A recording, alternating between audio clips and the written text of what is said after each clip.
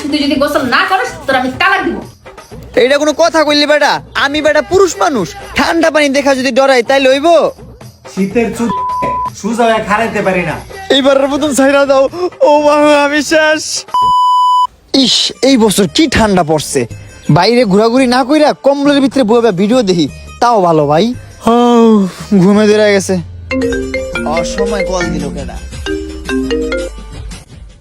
Hello. হ্যাঁ, কই তুই? হ্যাঁ বেটা, আমি তো বাসায়। বাসায় কি করিস বেটা, বেরোবি না? কই বাইরেবি বেটা এই ঠান্ডার মধ্যে? ও আচ্ছা ঠিক আছে, তুই বাসায় থাক, আমরা আসতেছি তোর বাসায়। বাসায় আবি তোরা? হ্যাঁ তুই থাক, আসতেছি। আচ্ছা ঠিক আছে। শীতের মধ্যে কি শান্তিতে ঘুমাইতেছিলাম, দিল হারাম কইরা। এই তুমি এখনো বিছানা থেকে উঠো নাই? এই যে শুরু হইলো। শীত শুরু হওয়ার পর থেকে তো একবারও গোসল করো নাই। তোমার গায়ের গন্ধে একই ঘরে থাকতে পারি না, অন্য ঘরে যেয়ে থাকতে হয়। খাটাস কোথাকার। আজকে যদি তুই গোসল না করস তোর খবর আছে। তোর একদিন কি আমার যে কয়দিন লাগে। হাটটাই গন্ধ হয়ে গেছে, আবার গোসল করতে হবে আমার। আমি আস্তে আস্তে যেন দেখি তুমি গোসল করে ফেলছো, না হলে কিন্তু। এই রে, ওরা যদি জানে আমি গোসল করি নাই কি অবস্থা রইব? আয় হায়, ওরা মনে হয় চলে আইছে। কিছু একটা করতে হইব তাড়াতাড়ি।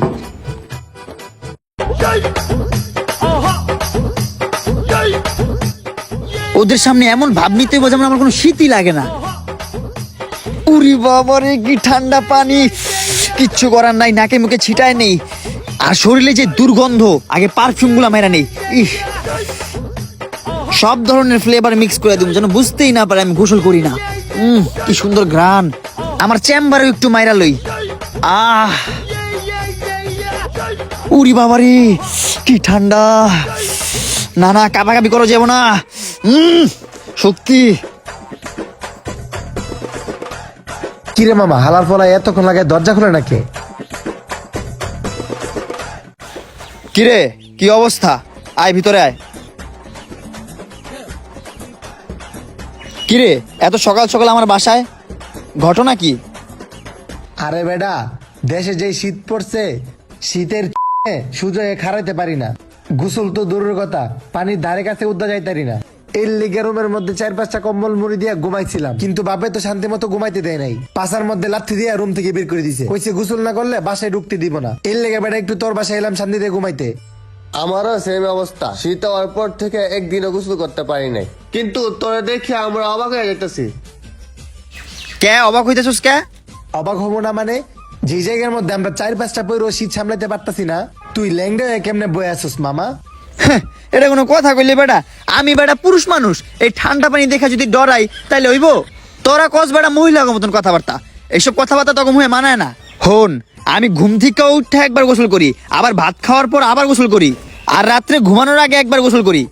আর এই গোসল যদি না করি তাহলে আমার শরীরে কি খাওয়া জানি উঠে রে ভাই, অনেক চুলকায়। গোসল না করলে আমার দিনটাই খারাপ যায়, আর আমি গোসল ছাড়া থাকতেই পারি না। তোরা বেটা চেঞ্জ বুঝোস নাই? সবই বুঝলাম, চাপা মারিস না। এই শীতের মধ্যে তুই 3বার কেমনে গোসল করস বেটা? হব বেটা, আমার দেখে কি তোর চাওয়াবাজ মনে হয়? এই দেখ, মাত্র গোসল করে বাইরে হইছি, আর একটু পরে আবার গোসল করবো। আর শীতের মধ্যে একটু বেশি গোসল করতে হয়, বুঝোস নাই? শরীরটা গরম থাকে তো।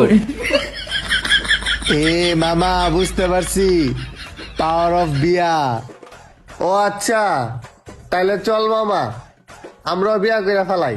তাইলে মনে কর দিনে 3-4 বার খেলবো, আর 3-4 বার গোসল করতে পারবো। এ বেটা, কি কছিরি?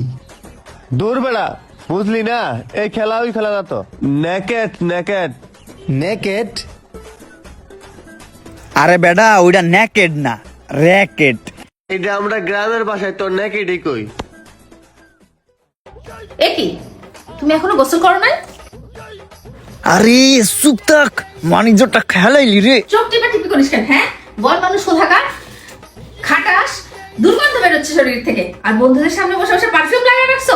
এবারের মতন রক্ষা দে। তোর জন্য আমি এই রুমে ঘুমাইতে পারি না, অন্য রুমে যে ঘুমাইতে হয়। আজকে তুই যদি গোসল না করিস তোর আমি তালাক দিব। মানিজ্যতের কিছু রইলো না। তুই যাবা, তোর বন্ধুগুলো এরকম দেখে মনে হয় না সেটা একবারে গোসল করছে। এই যা গোসল করতে যা। গোসল?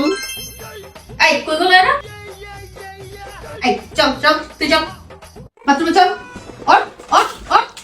যাইতেছি তো, ঠেইলো না।